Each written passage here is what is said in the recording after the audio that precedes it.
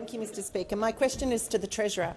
Treasurer, 1 in 8 Australians are currently living in poverty, with, according to the Grattan Institute, payments currently received by those under our Jobseeker programs being among the lowest in the OECD.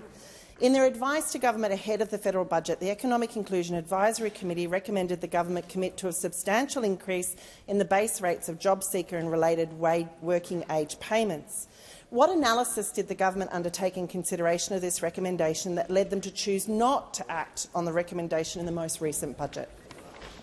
Give a call to the Treasurer.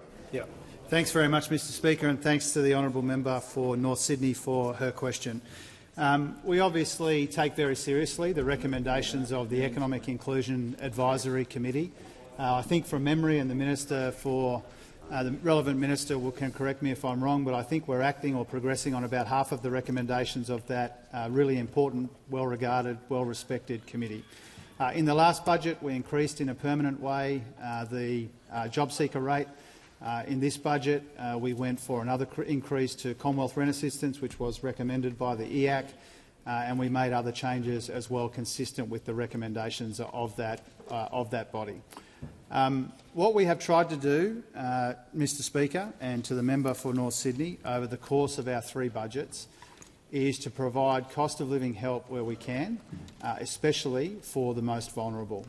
2 increases to Commonwealth rent assistance, an increase to Jobseeker, changing the parenting payment single, a whole range of changes that we have made. Now, I acknowledge that there are people in the sector, people that we respect and listen to very closely, who would like us to go further and faster. I do acknowledge that, and I acknowledge that at the ACOS gathering on Friday as well.